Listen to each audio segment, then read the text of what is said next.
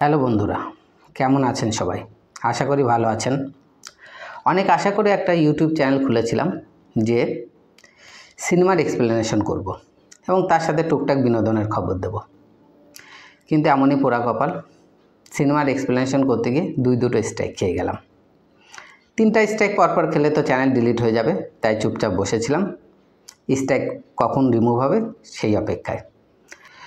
তো সিনেমা এক্সপ্লেনেশনটা যেহেতু স্ট্রাইক খেয়ে গেলাম, তাই ভাবলাম এবার সিনেমা রিভিউ করব এবং সরাসরি নিজে লাইভে এসে করব।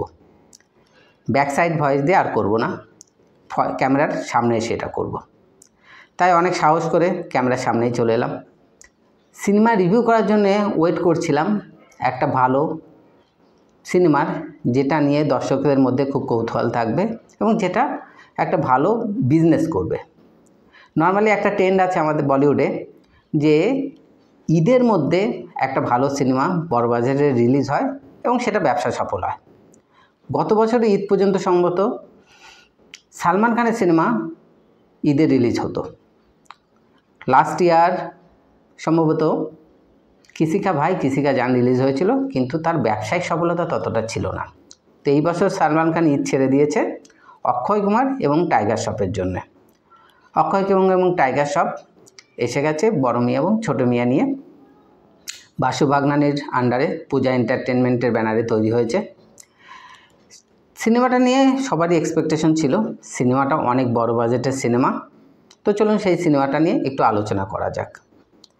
প্রথমে হালকা করে সিনেমাটার একটু কাহিনী সারসংক্ষেপ বলে দেওয়া যাক।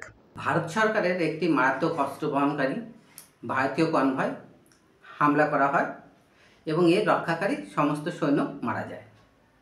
অপরাধী ছিল একজন মুখোশধারী ব্যক্তি, যে ভারতীয় সেনাবাহিনীর জন্য একটি বার্তা রেখে যায় যে এই অস্ত্র দিয়ে সে ভারতের এমন ক্ষতি করবে যা ভারতবর্ষের ইতিহাসে এর আগে দেখা যায়নি।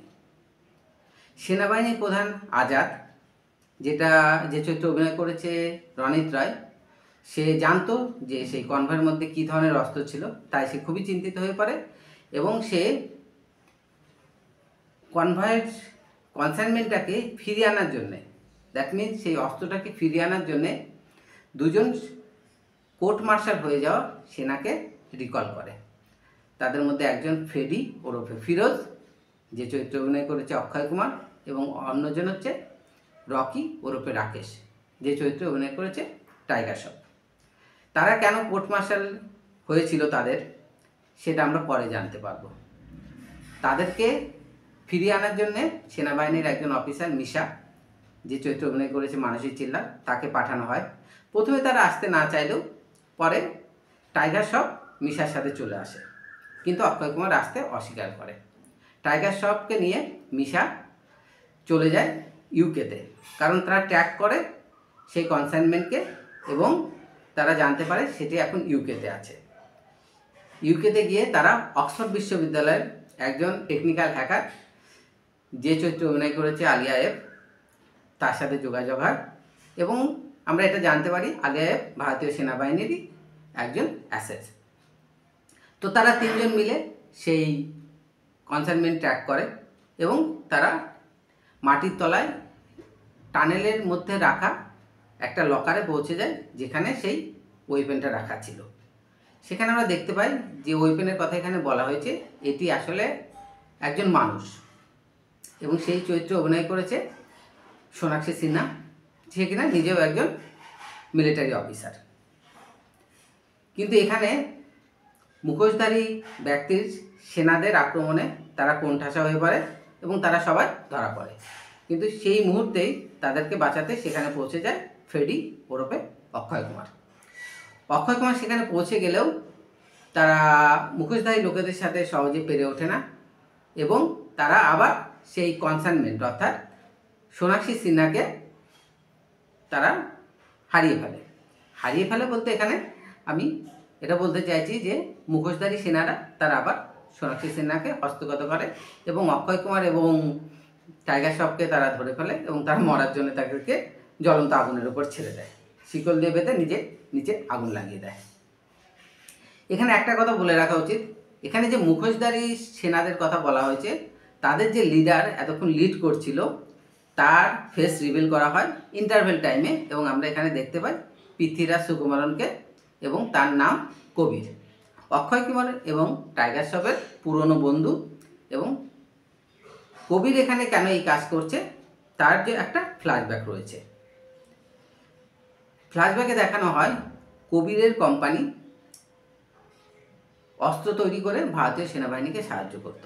সে এমন একটা অস্ত্র তৈরি করে যেটা কিনা ভারতীয় সেনাবাহিনীকে বিশ্বের দরবারে অনেকটা এগিয়ে নিয়ে যেতে পারে। সেটা ছিল সোলজারদের ক্লোন। কিন্তু তার এই প্রজেক্ট ভারতীয় সেনাপ্রধান ক্যান্সেল করে দেয়, কিন্তু সে এতে মনঃক্ষুণ্ণ হয় এবং সে তার প্রজেক্ট চালিয়ে যেতে থাকে।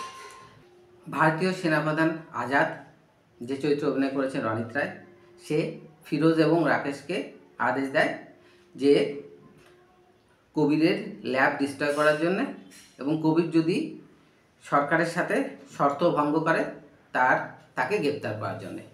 অক্ষয় কুমার এবং টাইগার শ্রফ কবিরের ল্যাব অ্যাটাক করে এবং কবিরকে গুলি করে হত্যা করে, এবং তার জন্যে অক্ষয় কুমার এবং টাইগার শ্রফের কোর্ট মার্শাল হয়, কারণ তারা তাকে জীবিত না ধরে গুলি করে মেরে দেয়।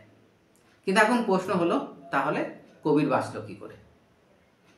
তো এখানে কবির এটা রিভিল করে, কারণ কবি যে প্রোগ্রাম তৈরি করেছিল, সোলজারদের ক্লোন তৈরি করার প্রোগ্রাম, সেখানে কবির সব থেকে প্রথমে নিজের ক্লোন তৈরি করেছিল, এবং অক্ষয় কুমার এবং টাইগার শ্রফ তার ক্লোনকেই হত্যা করে, যেখানে অরিজিনাল কবির বেঁচে যায় এবং তাদের মুখোমুখি সংঘর্ষে তার মুখের একটা সাইড পুড়ে যায়।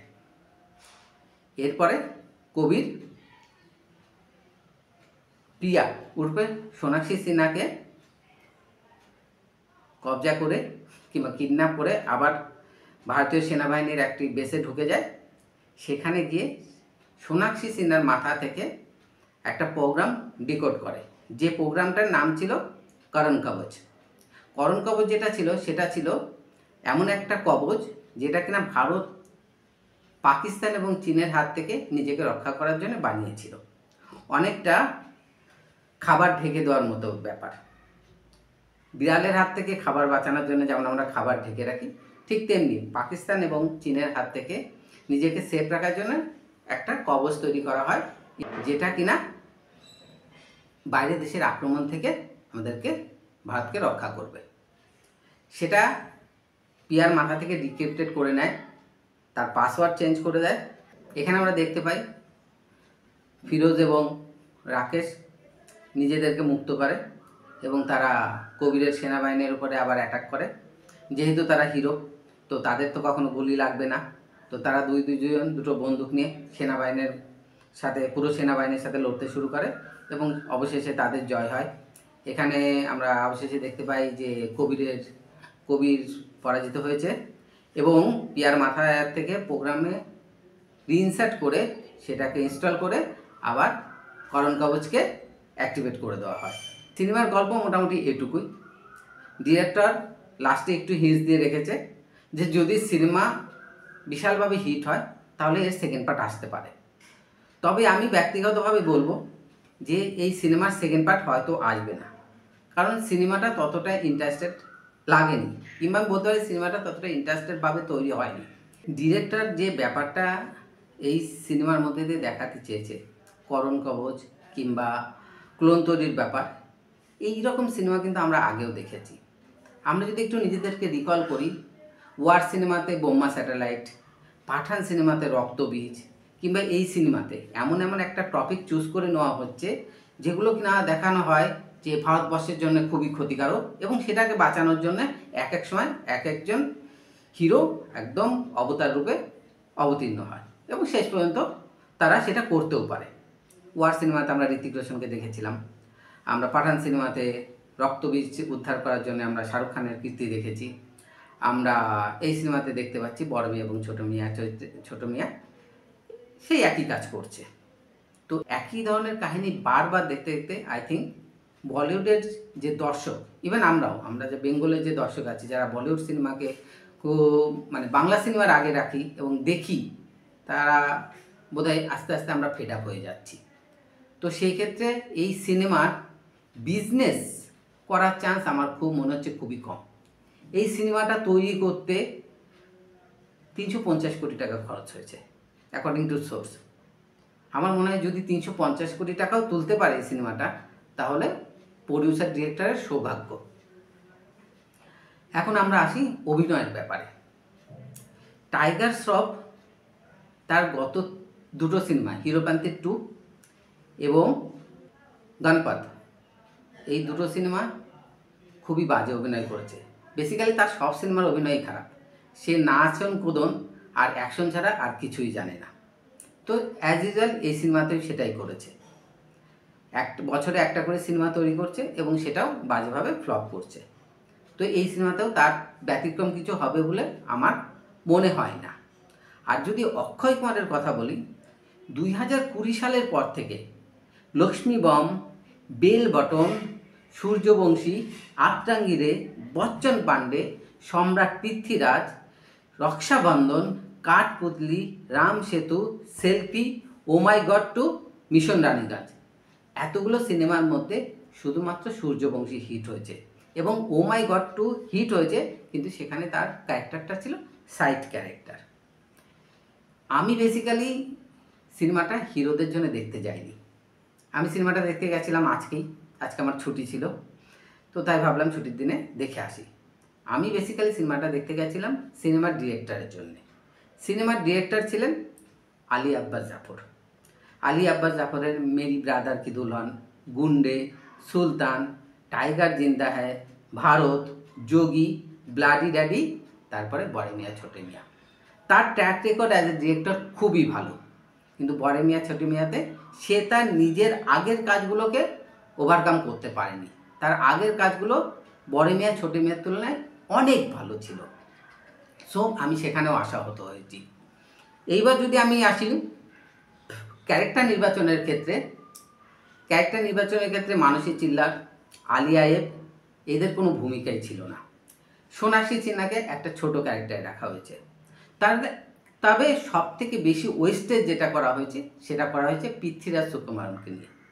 পৃথ্বীরাজ সুকুমারনকে একটা ভিলেন চরিত্রে অবতীর্ণ করা হয়েছে এবং তাকে প্রথম থেকে মাস্ক পরে রাখা হয়েছিল।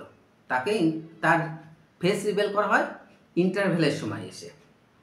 পৃথ্বীরাজ সুকুমারের মতো একজন অ্যাক্টার, একজন ডিরেক্টর, এত ভালো ডিরেক্টর, এত ভালো অ্যাক্টার, তাকে ঠিকমতো ইউজ করতে পারেনি আলী আব্বাস জাফর। তারপরেও সে একটা বড় ভুল করেছে। সিনেমা রিলিজ হওয়ার আগেই প্রেস কনফারেন্স করে সে দেখিয়ে দিয়েছে যে মাস্কের পেছনে পৃথ্বীরাজ সুকুমারন আছে, যখন কিনা পোস্টারে পৃথ্বীরাজ সুকুমারনের ফেস রিভিল করা হয়নি। আমার মতে প্রেস কনফারেন্স করে পৃথ্বীরাজ সুকুমারের ক্যারেক্টারটাকে রিভিল করার কোনো দরকার ছিল না। তাতে সাসপেন্সটা মনে হয় আরেকটু বেশি থাকতো, আমাদের মনে আরেকটু আশা থাকতো কিংবা একটা থ্রিল থাকতো যে মাস্কের পেছনের ভিলেনটা কে আছে এটা নিয়ে। বাকি যদি বলতে চাই বিজনেস প্রেডিকশন, আমার মনে হয় আগেও বলেছি যে বিজনেস ততটা হয়তো করতে পারবে না। যদি নিজস্ব ইনভেস্টমেন্টও তুলে আনতে পারে তাহলে অনেক হবে। রাইটিং যেভাবে করা হয়েছে সিমিলার সিনেমা, আমি আগেও বললাম যে ওয়ার, পাঠান এবং এই সিনেমাটা অনেকটা একই স্টাইলের। রাইটিংয়ের মধ্যে নতুন কিছু নেই, ডায়লগের মধ্যে তো কিচ্ছু নেই। আমার পুরো সিনেমাতে একটা ডায়লগই শুধু ভালো লেগেছে, আর সেটা হলো যে নতুন দুশ্মন সর্বদা কিংবা বেশিরভাগ ক্ষেত্রে পুরনো বন্ধু হয়। এই ডায়লগটা ছাড়া আর কোনো ডায়লগ অক্ষয় কুমার কিংবা টাইগার শ্রফের কোনো ডায়লগ আমার ভালো লাগেনি। আজকের মধ্যে এখানেই শেষ করছি। যদি ভালো লেগে থাকে তাহলে আশা করব আমার চ্যানেলটাকে আপনারা সাবস্ক্রাইব করবেন এবং বেল বাটনটাকে প্রেস করে রাখবেন। ইচ্ছা আছে আগামীকাল ময়দান দেখতে যাব। যদি ময়দান দেখে এনার্জি থাকে কিংবা বাঁচে তাহলে ময়দান রিভিউ করার চেষ্টা করব। তো thank you and good bye, have a nice time.